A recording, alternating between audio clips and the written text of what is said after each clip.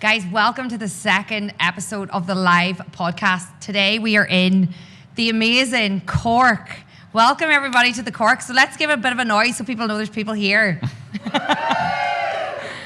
Thank you guys so much for coming out this evening. I am honoured to be here. I'm embarrassed to say I've never been to Cork before. Travelled 10,000 miles away from Ireland, but never gone to the bottom of it. So today is my first time here, and it's really nice to be here. And I am joined by the amazing Dermot McSweeney. So Dermot, it's so nice to see you, my friend, in person, in the flesh. Yeah, first time ever. First time ever for the podcast. Yes, we did a we've virtual seen each other. podcast recording before. But yeah, welcome to Cork. Thank you. This is your hometown. It is, yeah, it Beautiful is. place. So the last time Dermot and I spoke, it was actually during a Zoom call I was in Australia and we were in the middle of lockdown here in Ireland. So a lot has changed since then and we're going to get into it. But what I'd like to start with is just a little bit about you, because a lot of people don't know the Gym Plus Coffee story. And it's so interesting. It aligns with many people in the audience story and mine about a trip to Australia. So can you tell us a little bit about where Gym Plus Coffee was born? Yeah, absolutely. Unusual name. I still get lots of questions about that. It's not Gym and Coffee. Sometimes apparently it is though, or Gym Coffee in Cork, which we get that a lot. But yeah, I guess like for us, it is quite simple story. Three of us set up Gym Plus Coffee 6 years ago. But I guess when we went abroad, we really enjoyed a different lifestyle to the one that we had been living here. And my experience is living in Melbourne, so I can speak about it from an Australian perspective. But like Niall was in California, Vancouver, Carl was in Sydney, so like everyone has different experiences. But actually, it's the lifestyle that was common. And we're not the most complicated of guys, so like the name, people are like, did you just think, oh, I like going to the gym and I like going for a coffee afterwards? Like that was basically the conversation of how we came up with the name, and we kind of moved on to what the company would be. But it's that lifestyle that, you know, you've often spoken about, which is like Aussies and other countries, they nail the whole socializing around exercise.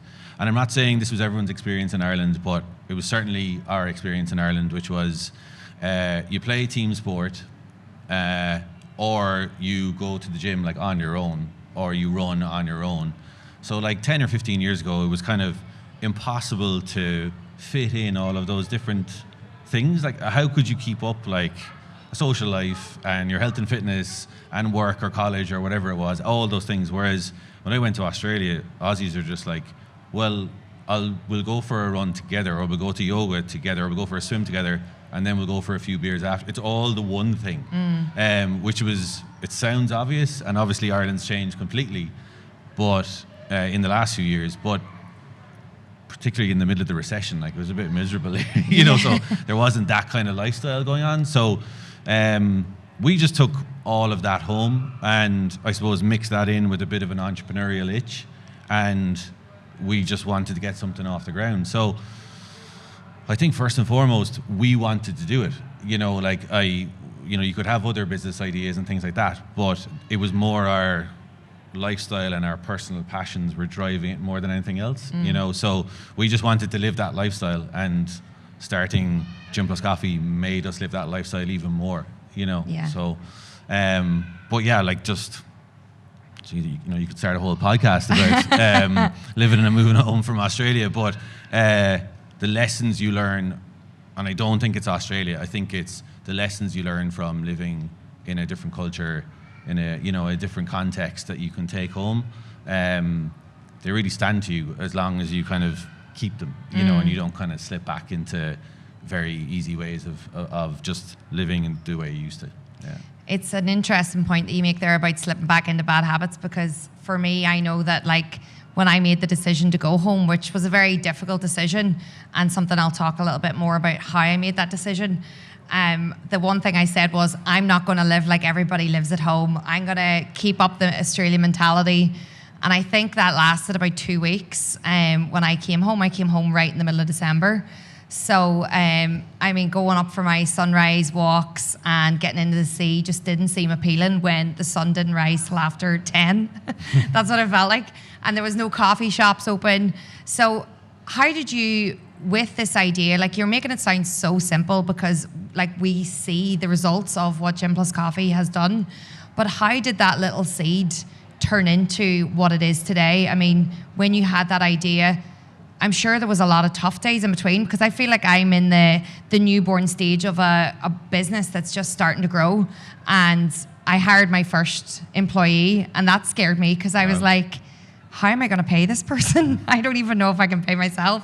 What if business runs dry in a month's time? There's all these concerns and worries. I'm currently living with my family again, like while I take this risk in business. But how did you guys get that up and running to where it is today? Was there a lot of stress and worries? And did you think this isn't going to make it? Oh God, all the time. You still have those. Like that's just naturally part of everything, I guess. What we said to one another right at the start, though, was that there'll always be a reason, like to stop. Like there'll always be an obstacle. You just got to keep up momentum.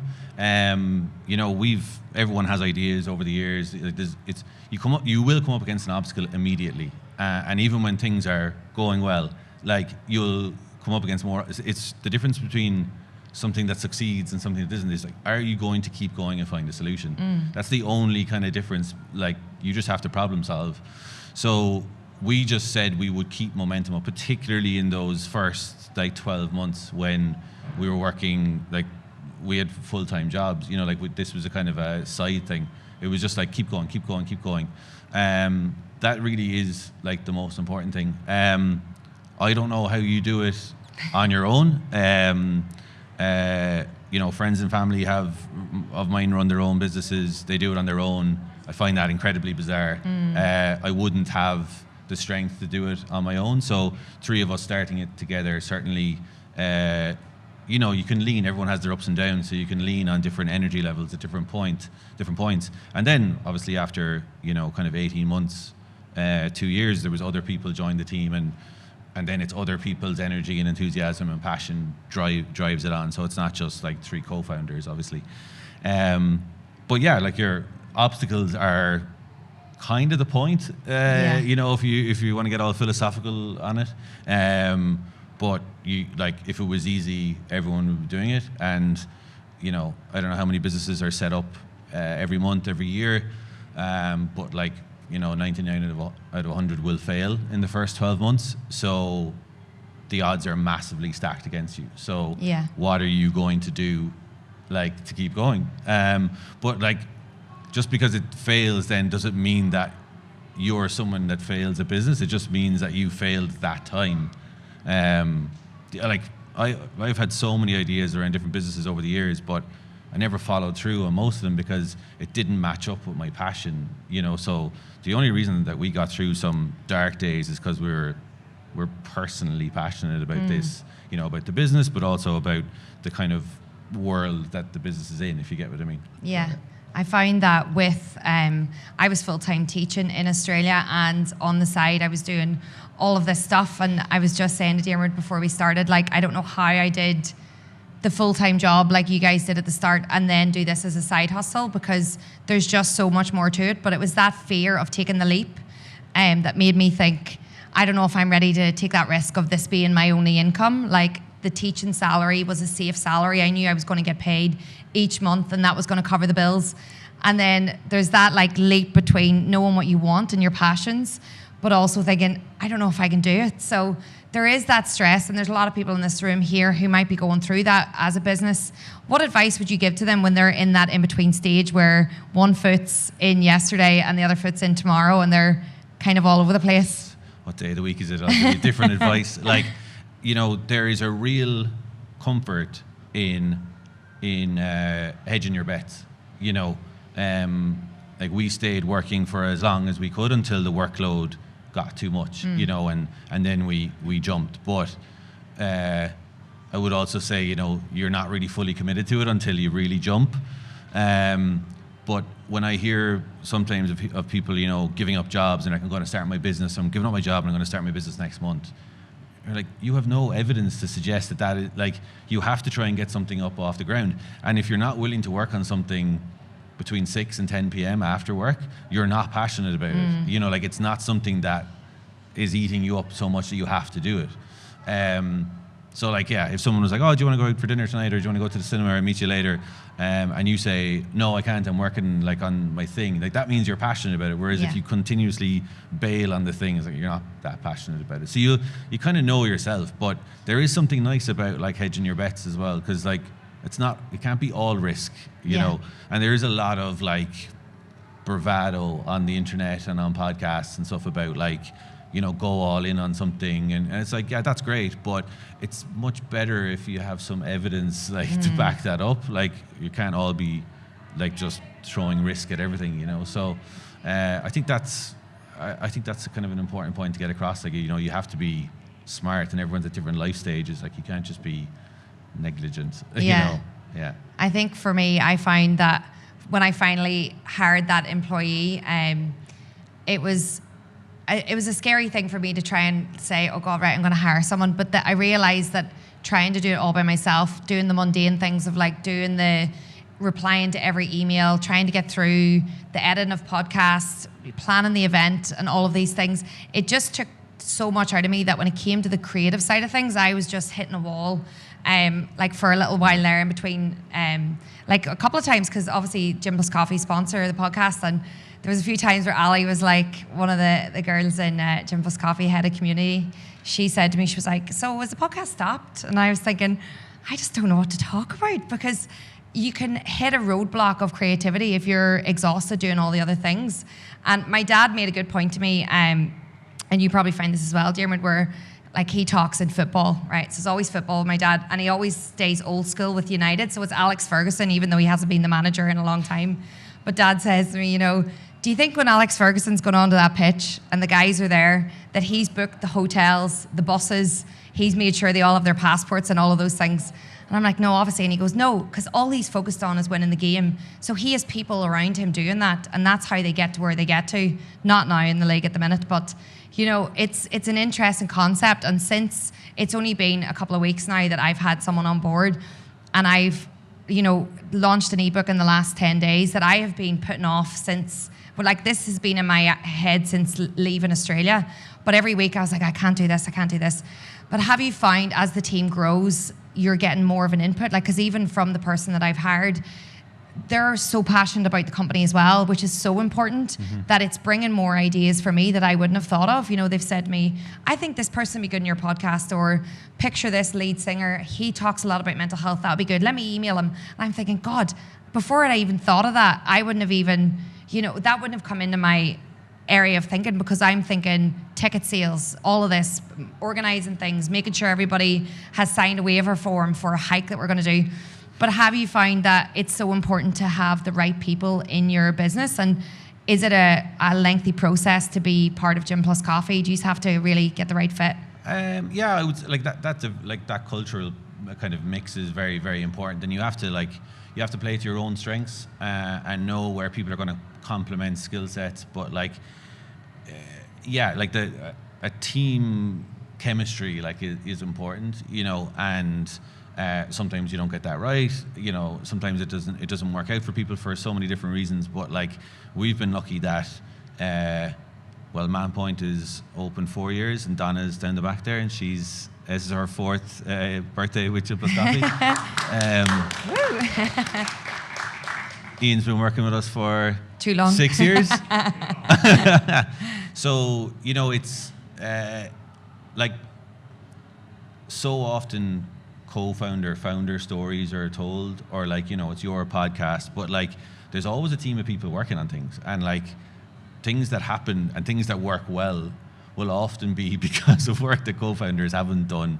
You know, like it's a business now, you know, and it's been a business for a while. It's a cool team, I think, to be part of, cool company to work in, but you know, there's a big team of people there that are far more experienced in different areas than I will ever imagine being. But like me trying to figure out like finance and supply chain and operations and other things, like it would take me a lifetime to figure it out, you know. So like those people are far more experienced and smart than I am in those kind of areas. So everyone has to work on their strengths. Exactly what you said. Like, you know, if you're bogged down in admin, guess what? Like your creativity levels are just dropping, and then that is your output, you know. Yeah. So, but like, like you're asking me questions, but like I don't have the stress of like thinking of like a podcast, you know, every week. Is that hard to continuously think of like new themes, new guests, how to evolve like the podcast? Yeah, I find that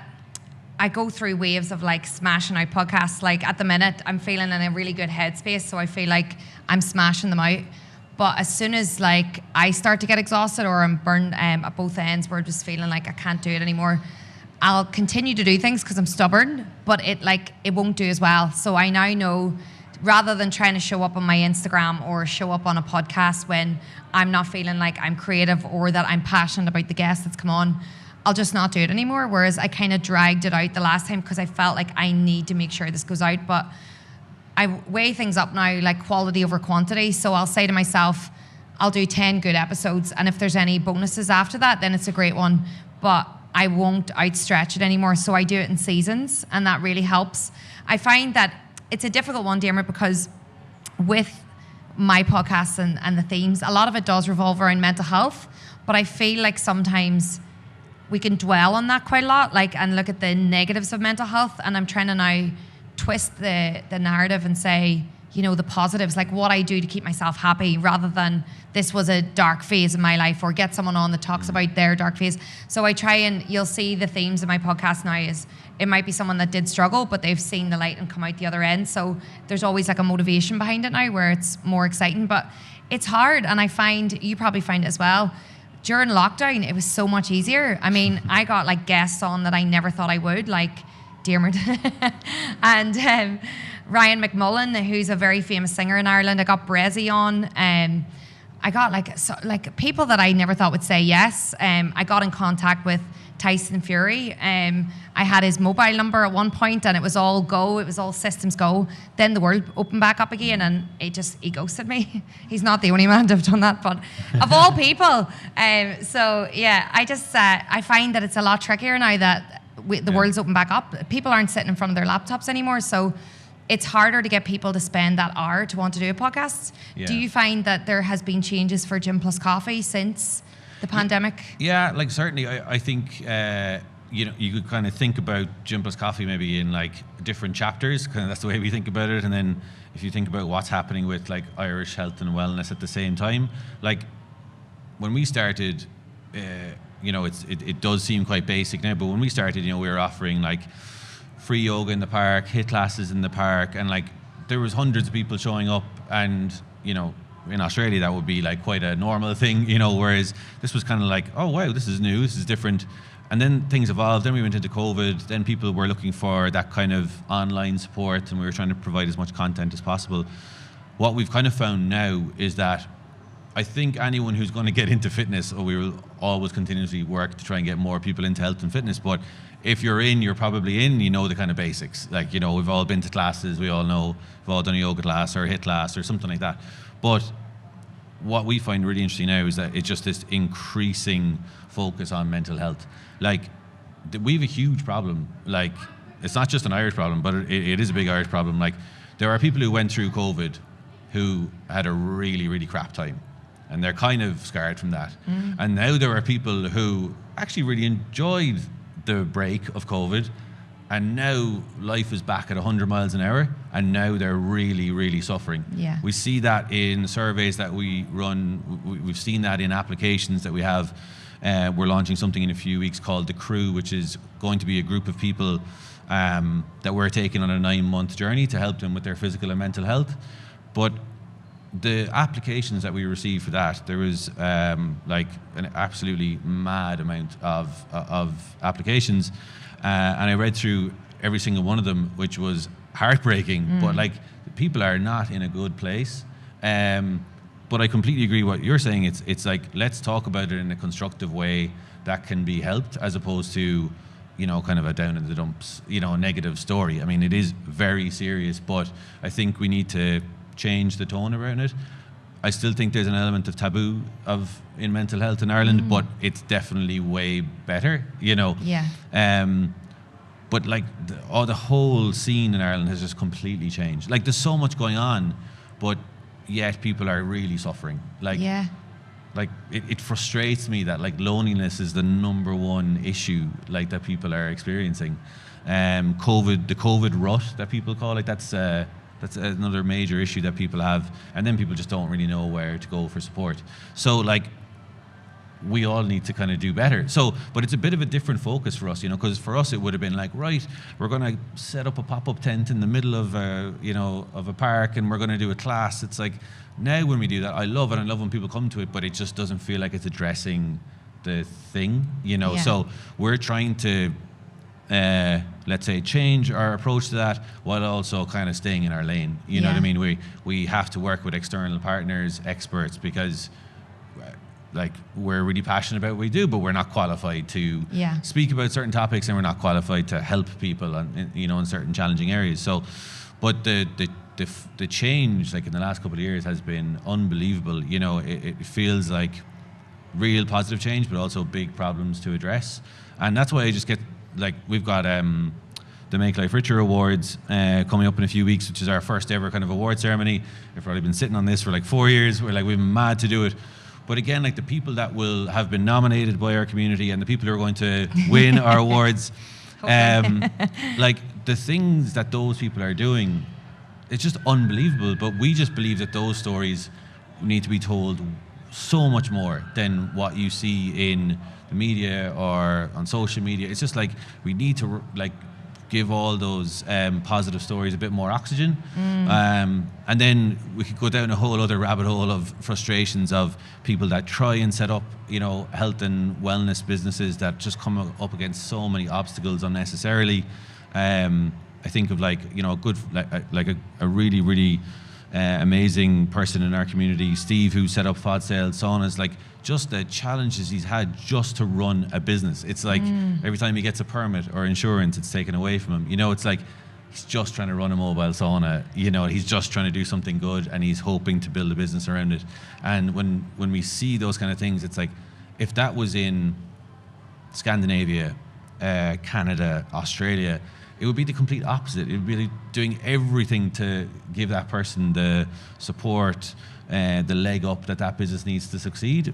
Whereas still here we have this kind of mentality of let's just make that a little harder than it should be for someone in that like trying to do a good thing.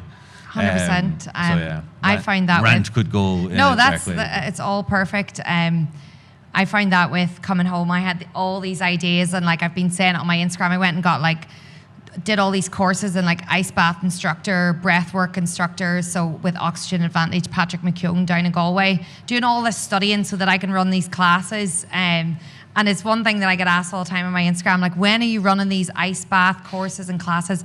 Like I was doing in Bondi, where we literally set up on the beach every morning before sunrise, had an ice bath, did a bit of breath work, and watched the sun come up. Seems easy, but the exact same thing where the council, like, you would think that I was trying to get people to run through flames. Like, it was just all of these high risk factors, and I got all this public liability, and still it cancelled. Like, I thought I would have these up and running by Easter, and it's just all these barriers that are coming in the way. And we definitely have evolved, and I've noticed that, and I know some of the girls here have moved home from Australia.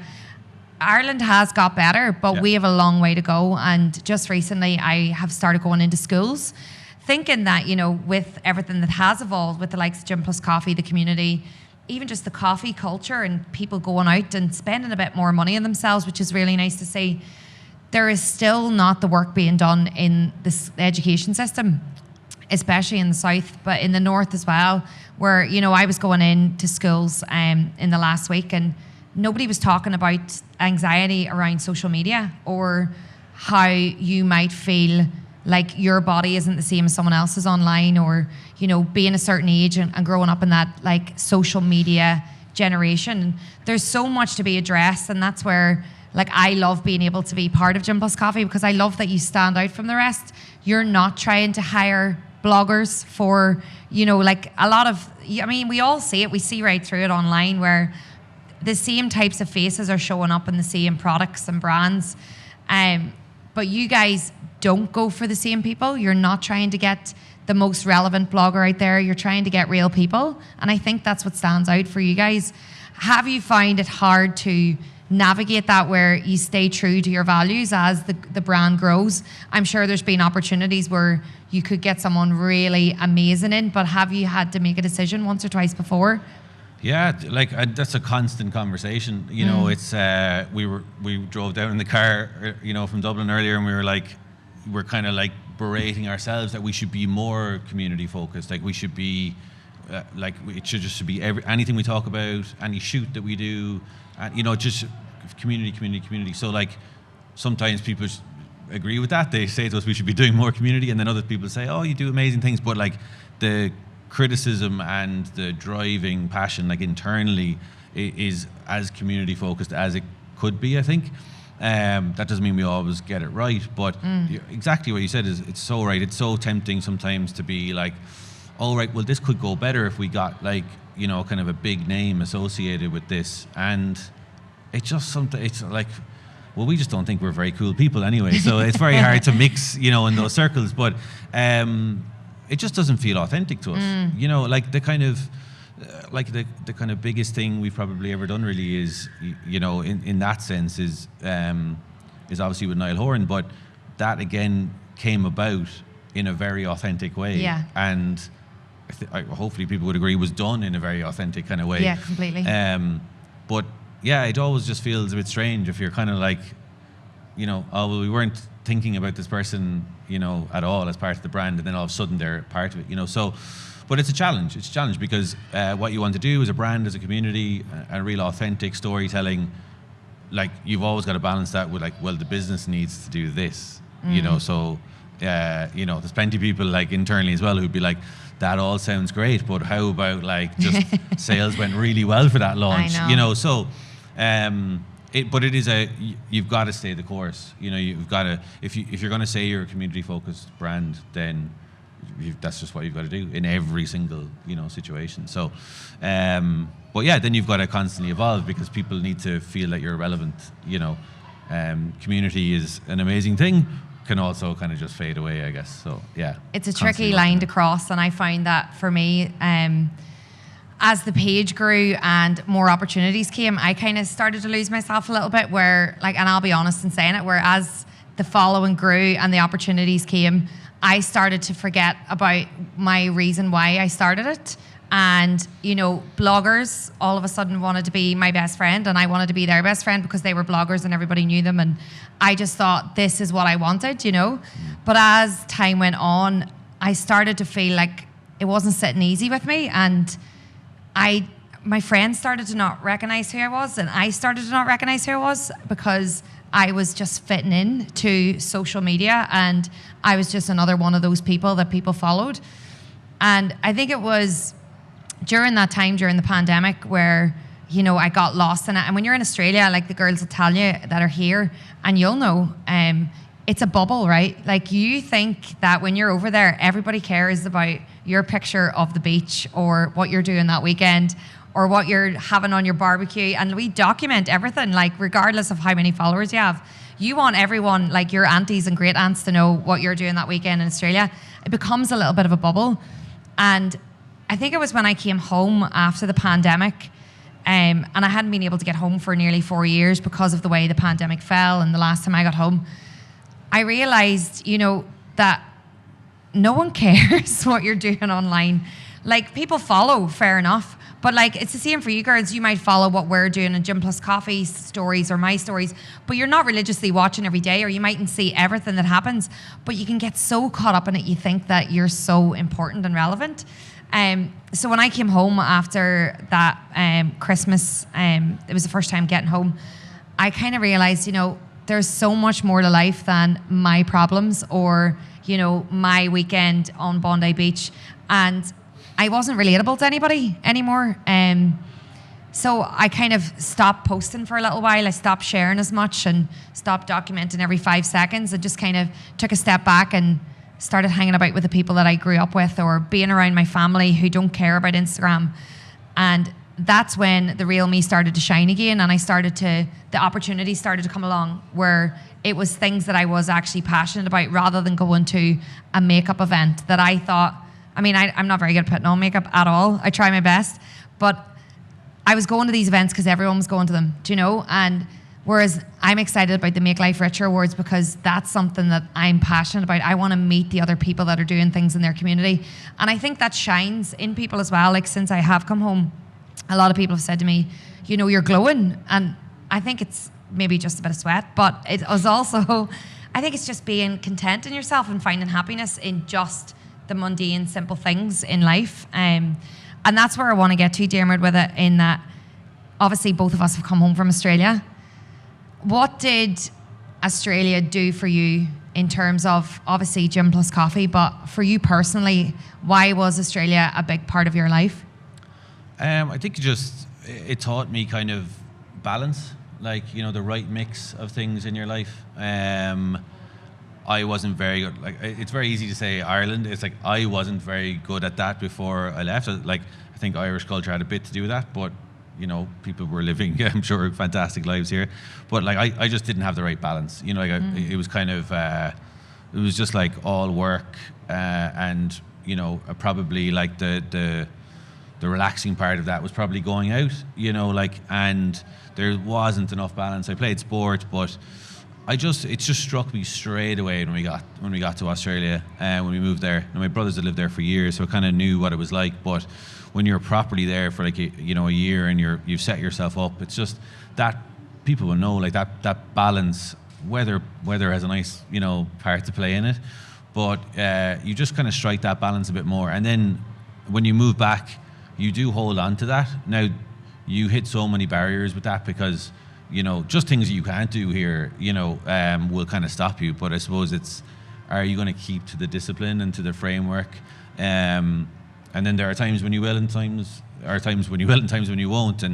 And certainly for me, that's a real challenge, like, you know, and just being disciplined enough to remember all those lessons that I learned when you're kind of, you know, happiest, healthiest, in good form, productive. It's so easy just to slip back into cracks. And I would say, I was going to make this point earlier, but I'd say particularly if you're working on something that you're incredibly passionate about, there's a real amazing opportunity when you're working on something you're passionate about, and there's also a massive danger in that you will most likely overwork, like, because you're passionate, like you want to keep working, but there's a reason why people say like everything in moderation, because if you just keep working and you neglect other parts of your life, like all the things someone might learn, like living in Australia, then you'll burn out, you know. So I'm definitely learning that a lot more, I would say, post-COVID. Just having a bit more, like when you couldn't do things, it was easy to overwork. Yeah. Like there was nothing else to do during COVID. So, but certainly in the last 12 months, it's just trying to be more disciplined around, you know, stopping at 6 o'clock. You know, there'll always be more things to do. There'll always be something on your to-do list. And even though you might be buzzing to work on it, you have to stop. You know, like you have to, self-care is important, relationships are important. And just making sure that you're prioritizing things and just feeding watering every plant in your life, if you know what I mean. It's hard to do that, and I find that I am probably a walking product of that. I mean, even just coming in here this evening, like a lot of people say to me, how do you do what you're doing and how do you stay, you know, alive whenever you're just constantly running around? And I think that is something that I have thrown myself into, because it is hard moving home from Australia, and it's hard to, I mean, I feel like I've moved to the other side of the world again. I feel like I am starting off like I did in Australia. Like, I don't have many friends at home. I have 2 good friends that I know as soon as they get a boyfriend, I'll have no friends. My sister has a baby now, so a lot's changed in my family. And it can be lonely at times, like even coming here now. I'm so excited to obviously be here in Cork. But, you know, there's a lot of the time where I'm by myself. I was having my boujum before I got here and sitting in the hotel room, and there was a split second where I thought, this is really lonely. You know, but like on Instagram, it looks so exciting and amazing, but I do feel like there is a lot of pressure to be a certain way at home. Like when I was in Australia, I felt forever young. Like my age just never came into it. I didn't feel like I was ever an age. I had no issues of ever worrying about when I needed to settle down. But since I have come home, it's, you know, one of the things I get a lot of is, when are you going back to teach? people don't see that, like, this Instagram page, it's not an Instagram. There's a lot of work that's going on behind the scenes, where I do spend most evenings till 9, 10 o'clock at night trying to build on a dream. And the dream is to help other people, you know? Because if you go from it from the side of you want to make money in a company and that's what your goal is, then you're going to burn out because you're not passionate about what you're doing. Money's a bonus, but at the end of the day, if you're passionate about something and you help one person, then you're rich in life, I think, rather than rich in the bank. But it's a big transition, and, you know, I try and be as honest as I can online about life in Ireland, and it's definitely got better, and, you know, many of you feel free to contribute, but it's hard. You know, there's a lot of negativity that comes with it. Well, you were saying that, like, the first 12 months when you move back are very challenging, obviously, because you're kind of readjusting. It was an interesting point, though, because we always talk about it in the context of Irish people, you know, but that was strange. I think he did that. But I don't know. Like, there's a lot of people, like, that live from overseas that live in Dublin or Cork and different areas. I've heard it a lot now that people who move from overseas, like, not Irish people, but they move to Dublin or Cork. They love Irish people, they love Ireland, and they really find it challenging living here because Irish people are so friendly and they never open up. Like, someone said it to me recently. They're living in Dublin like 8 years. I think they were Polish maybe, and they said Irish people hug like this, like, metaphorically, because, like, they give you a big smile and they put their arms around you, but they never close their arms because they don't actually want to get to know you. You know, they don't actually want to let you into their kind of circle or friends because they kind of have all their kind of life kind of sewn up. I think that's so true. Like, it's so different to when you live in another country where, you know, people are like, "Hi, actually, you can come and hang out with me and my friends if you want." Like, whatever. Irish people are a bit more like, let's all just stay in the boxes and, you know, won't mix too much. Obviously, sweeping generalizations, but, like, that is a common enough feedback from people who move from international countries and move to Ireland. So it's kind of something we should be aware of, I think, because, you know, we think we're all sound and friendly and all that, but, like, you know, we should probably open up a bit more, and that would be for the benefit of all of us, I think. Yeah, I think things like this here, and there's so many other things that are going on at the minute, and some of the events that you guys are holding, it makes it easier for people like us to come back, because there wouldn't have been these things whenever I left, you know, even just, like, going for the bank holiday weekend to, like, a meditation circle or a full moon circle or things like that. I mean, I used to spend my weekends just getting drunk, and that's all there was to do after work. Like you said, we live to work over here, and that work to live mentality I've taken back with me, and it always comes against friction where not everybody sees that. Like, I see my parents, like, they're in their 60s now and they're still breaking their back doing work, and I'm like, you know, sit down, relax, go on that holiday, don't think about money and stop stressing about this. And it can be really difficult, but there is a lot that has changed here in the most amazing ways. And I think for anyone that is struggling with that idea of settling back in, it really is mentality, and it's how you choose to live your life. There was a few times when I had moved home, and I laughed about it because you do have these little mini breakdowns. You probably had them when you came home, but you were so busy with your business as well. But anytime something goes wrong, I'm like, I'm way back to Australia. I've had it here. But you have to know your reason and why. And I just knew it was time for me to come home. And people ask, you know, what is it that made you know? And I tortured myself for years about coming home. I think I always wanted to feel at home, but ran away from home because I didn't feel like I fitted in. Then I found myself in Australia. I knew who Caroline was ready to come back, but was worried how the new Caroline would be perceived. And a weird thing happened to me, because a few of the girls had asked, you know, what was it that made you come home? And I'm kind of like religious. I'm quite religious. You wouldn't think it, but I'm a religion teacher, quite a cool religion teacher. But I asked the universe for signs, and the universe for me is God. And I remember being so stuck in a rut for years. I mean, every few weeks I was thinking about it, and then it would go to the back of my head because something cool would come up in Sydney. And I asked the universe to give me a sign because I was tortured. And I talk about this in my new ebook about, you're meant to ask the universe for a sign. There's this book called Gabrielle Bernstein, The Universe Has Your Back. If anyone's read it here, it's an amazing book. And you're meant to close your eyes, and whatever's the first thing that comes into your head, that is your sign. And it can be so random. It can be a number, it can be a symbol, it can be a colour. And for me, it was daffodils. Now, it seems, I was kind of like, oh God, well, that's going to be easy. I'll go into the shopping centre and find these daffodils. But we were in the middle of a lockdown, so everything was closed.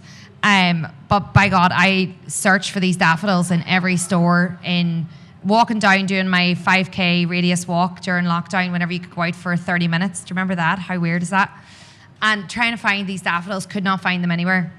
So I started thinking this book was a load of rubbish and thought nothing of it. And 6 months later, this is no word of a lie, it's mad, but it was when you finally could have 2 people over to your apartment. And at this stage, I was in the middle of the pandemic. I talk about it where my sister was over with me in Australia. She got an emergency plane home to Ireland. The Irish government set up these planes for people to go home. I couldn't leave Australia because I was a citizen. It sounds like someone else's story. Like the pandemic, we definitely are. We have not processed that. But finally, I could have 2 people over to the house, and my 2 best friends, who are also teachers, we'd been doing Zoom calls online for months with our students. I hadn't seen anybody, and everyone was still afraid to meet one another. And they finally came over, and I opened the door, and now you're not meant to tell anyone what your sign is, so I hadn't told anyone, I hadn't seen anyone.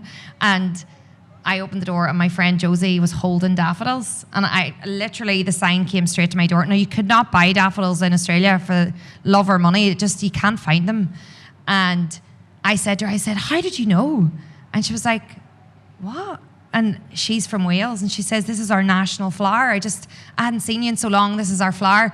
And I thought, oh my God, the universe has actually come to my door 6 months later when I had just forgotten about it, thought it wasn't meant to happen, and brought it to my door. So if there's one thing I can say to you, if you're ever struggling with a decision that you're making, or whether you've made the right decision, is ask the universe for a sign, and it does turn up eventually. And for me, that was the moment where I thought, it's time to go home. But again, a lot of complications, a lot of stress, a lot of worries that come with it. But did you find that when you left Australia, you were ready to go? Was it visa issues, or was it time to go? No, it was a life decision. Yeah, we always said that we'd come back after kind of 2 years, because my brothers were living there for like 10 or 15 years. So kind of thought, that's enough. And our friends were going back, and you could take advantage of doing 3 months kind of backpacking on the way back. So it was just like, if we don't go now, when are we going to go? And kind of there was that draw of coming back to friends and family and stuff as well. So, but yeah, would have been very, very tempted. Would have been happy to stay. Yeah.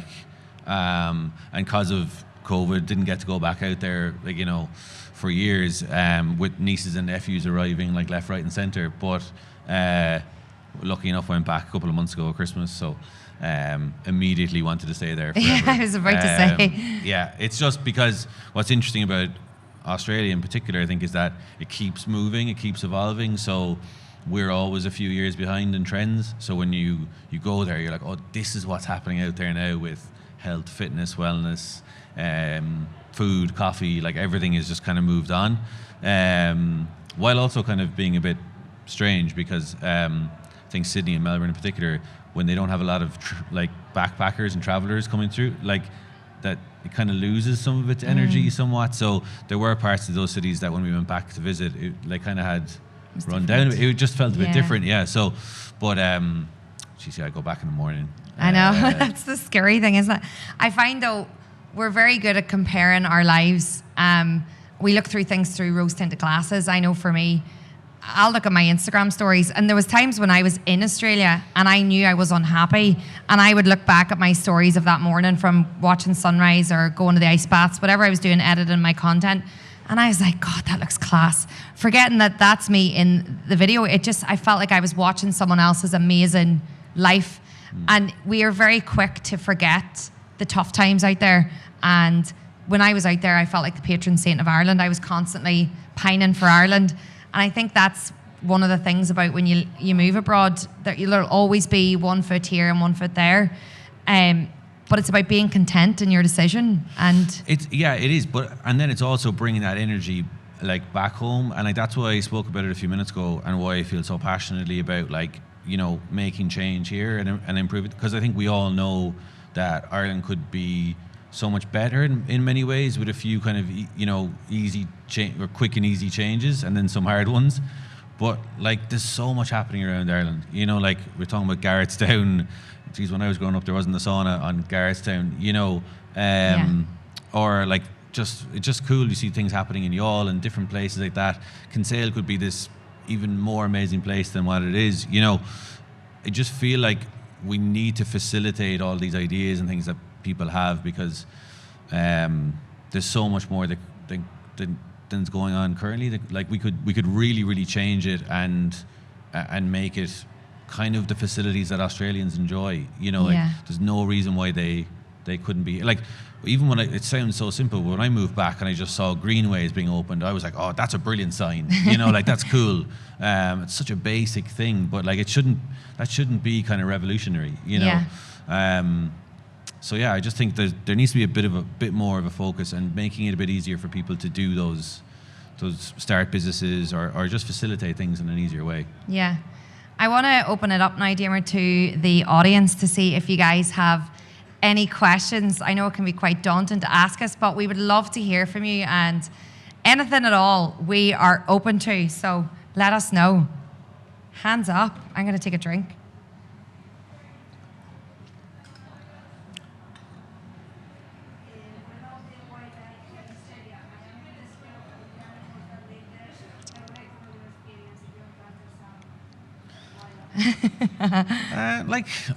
Not really. Like if you're unless you're living in the middle of nowhere, but if you're living in the city centre, or like, not really.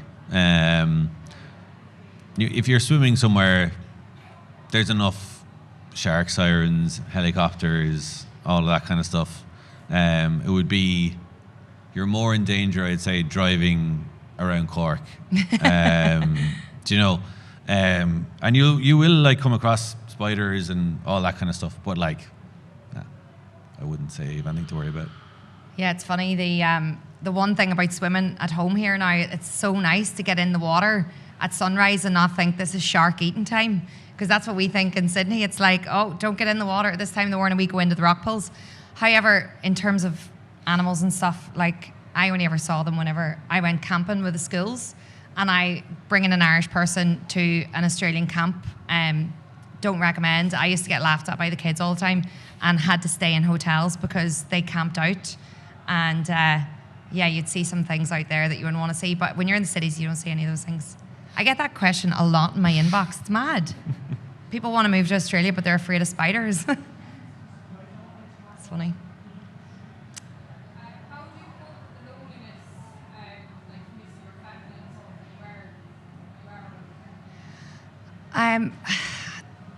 Homesickness is a mad thing, and you were probably the same. The first few months, it can be daunting, but time flies over there as well, doesn't it?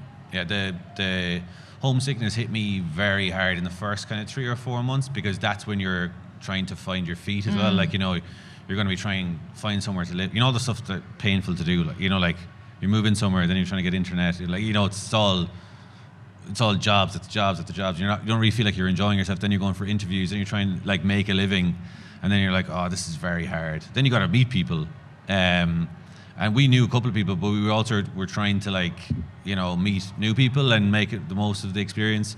So then you've got to go through all that, in your late 20s, meeting new people. It's always harder, and you know, like you're going through kind of lots of different things. So it's just your brain is telling you like, this would be so much easier if you just go home, and then you get homesick.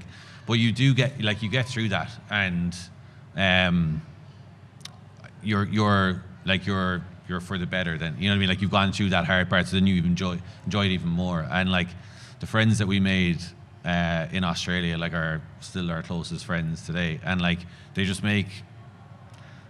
For me, it was kind of life-changing, you know, just having, like, you have this other group of friends, and on top of your best friends, you're just like, Jesus, this is amazing, you know. But there's no substitute for going through that with a group of people, like, because you'll always have that connection with them where you're like, do you remember we lived in Melbourne? That was class. You know, like, you, even though they've all moved back as well, you still have that experience with them, and it's worth all the hard part. But it is hard. Like, there's no point in kind of like saying to people, oh, you go over there and it's a laugh straight away. It's not. Like, you've got to start your life from the ground up again, you know. So it's tricky. And you do build resilience from it, like you said about navigating your life in your 20s. I went over there when I was 24, and you like become a better person for it, because the time difference as well. I used to rely on my parents for everything, and you know, didn't know how to pay a bill by myself or navigate things like getting my tire fixed in my car, because I always relied on family. And when you're on a different time zone and you can't ring up, it's the middle of the night there, and you have to think on your feet, what do I do in this situation? Or I'm being treated unfairly in work. My mum's not going to be able to come in here and sort this out. I need to find out how to deal with this. It's a really good way of building character. And I think and it's probably the same for you, if I hadn't gone to Australia, I wouldn't be the person I am today. Definitely. The one thing that was hard was Christmas, I always find. And it's funny because whenever I think of Christmas at home here, I think we argue around the dinner table most of the time. But that build up to Christmas in Australia, when you're watching everyone else go home, is painful. But you've got to remember it's just a dinner. And when you're at home for Christmas, you're looking at everybody in Australia. So like the homesickness, it goes. And I think that's when I realized it was time for me to come home. I had gone through all that homesickness, wasn't homesick for years. And then it came back after the 7th year. And I thought, there's something more to this than just feeling a little bit homesick. So it comes in circles, and every person I've spoken to that has moved home have said to me it's difficult, but they don't regret it moving home. You know when your time is up in Australia too, but it should never be a reason not to go, the same way as spiders shouldn't be. Yeah, I went by myself, and it was terrifying. I didn't know anyone out there. There was one person that I knew of because I used to go out with him, and then that was unsteady. You didn't know if that was going to work out. But there was a lot of my friends that are out there that knew groups of people. Like, I think the whole of Dublin's out there, and they all hang about with each other, which in itself, it has its good things, but it's also really nice. I'm glad I did it the way I did it, because I had to step out of my comfort zone. I had to meet new people. I started to appreciate the Australian culture, going to the AFL rather than the Gaelic on a Sunday, and just rather than doing the things that because you can easily take your life from here and just put it in Sydney or Melbourne and just do the same things, go to the same Irish bars, hang about with the same Irish people, or do it differently. Like a lot of lads I know that are out there, they work for an Irishman, they hang out with Irishmen, they drink with Irish, and they watch the football, and that's it. They may as well be sitting in a pub in Belfast. So it's good to switch it up, but I really recommend going on your own. And that's what my Sunrise Socials are over there for people like you and I who are afraid of going by themselves but really want to go. If you wait on someone to do something you've always wanted to do, then you'll be waiting forever. You've got to take the leap now. Don't rely on someone. My best friend was meant to come with me, and she backed out last minute, and I've left her in the job she's still in now. In England, we were both teaching out there, working endless hours, and you know, I've come home 8 years later with an enriched CV and a wealth of knowledge and a better person and happier, and she still piles of books and marking every night, late hours. So take the risk when you have the opportunity. Don't wait for anybody. You know, someone showed up to something here in Ireland on their own, and they're like, "Hey, here I'm on my own," and they'd introduce themselves, and you'd be like, "Oh, that is a scary person." Yeah. Like, you know, everyone would be like, "That's unusual. I'm a little uncomfortable in that person's company." It's very hard to explain, but that is not that is a very, very common thing in Australia. And like, if you did some, like, most likely in Aussie, but also Irish people, because they're in a different headspace, you'd be like, "Well, what's the crack?" I was like, "Yeah, get in there." Whereas for some reason, who knows why, it's just this weird cultural thing where, like, if you were at something, even if you're in a pub or something else, definitely Sunrise Socials or any sea swims or different, like, community events are easier now. But can you imagine, like, if someone came into a pub and you're like, "Hey, I'm here on my own," you'd be like, "Wow."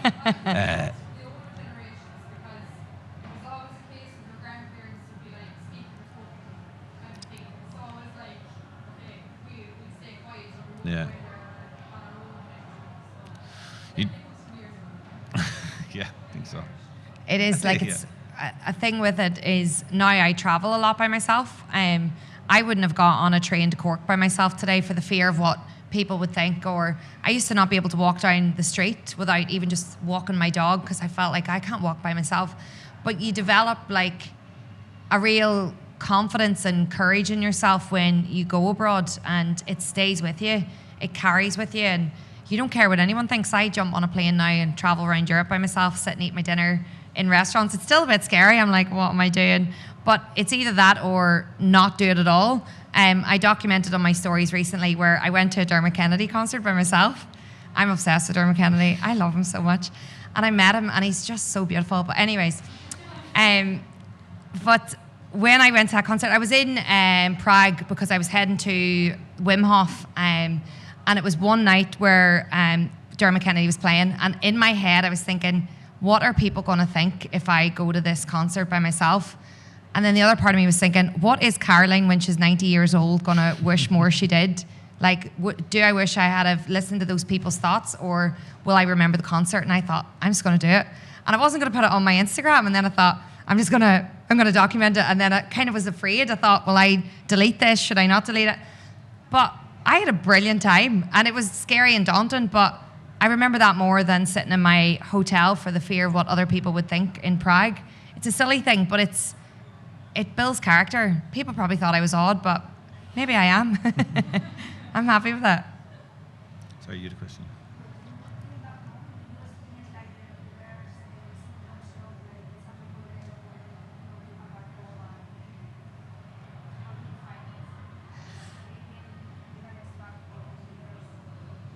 How did I find the lifestyle difference? Do you want me to? Oh, it's very hard. Yeah. It's very hard. Like, you have to, it took me 12 months to kind of get back in, like, and you're frustrated, and you're the person that's always saying, oh, well, it wouldn't be like that in Australia. You know, like that kind of thing, you're that annoying person. And you just need to kind of readjust, but also not lose everything that you learned that you know is good for you, if you know what I mean. So yeah, it's definitely, found it very hard when I got to Australia, and found it very hard when I moved back to Ireland as well, yeah. And then I would say the end of the hard part when I moved back is when I started working on Gym Plus Coffee, because I was like, I needed that something, you know, to kind of just get my passion going, like, yeah. Yeah, it's same for me. I find it hard sometimes, and I just have to keep focused. And one of the things people ask me a lot of, which scares me, is like, you know, what's next for Caroline, or what's your 5-year plan look like? And I'm thinking, I'm just trying to make it to the end of the week without a breakdown. But I know in my heart, like, I've got to a stage in my life where when you hit your 30s, your priorities change, and I'm trying to see the value of being able to spend time with my family. Like, the old me would have said, you're a failure, you're 31 living with your parents. Whereas I have changed the narrative and said, how nice is it that I get to see my parents every morning? Because if I had stayed in Australia, realistically, which I never planned on moving home, I mightn't have seen them, you know, maybe 4 or 5 more times because of how far it is away and how expensive it is to see them.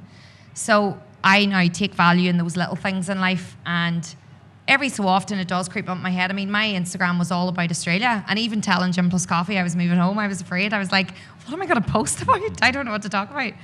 But every so often when that narrative happens in my head where I think, oh my God, what is there to, like, I've just had a cup of tea today, I can't put that in my stories. I just think all of those things don't really matter in life. It's about how you feel internally. And if all of the Instagram and stuff went away tomorrow, what am I going to be happy with? And I could have stayed out there and continued to do content for the sake and worries of what people would think and having a following, but I wasn't being true to myself, and it didn't settle in with me, where I felt like if I continue to stay out there, I'm not really being the real Caroline. So I'm happy to get up in the morning in the rain and go for a coffee with my dad, and I feel a lot more rich than I did with my great job teaching in Sydney. So yeah, it's tough, but you always have to come back to your why. And every so often I have to check in with myself. The biggest thing that helped me is doing a gratitude list. I bought this journal. It's called a 5-minute journal, and you can get it on Amazon. It was just, I think, 20 quid or whatever. And in the morning you write like the 3 things you're grateful for. It just takes a couple of minutes. And it's sometimes hard to think of what you can be grateful for in Ireland when it's dark and it's miserable and cold and everyone's negative, or someone in your house is in a mood or whatever. But then you find like the little things that it's nice to just wake up here and it's nice to be my own boss, even if I don't know if I'm going to have an income next week. But I'm not running out the door for school. So I'm finding little things are bringing me gratitude. So I definitely recommend doing a gratitude list. That's really helped me, and I do it religiously every day. And the days that I don't do it, I notice a difference in my mood. So recommend the 5-minute journal. Any other questions? We're good?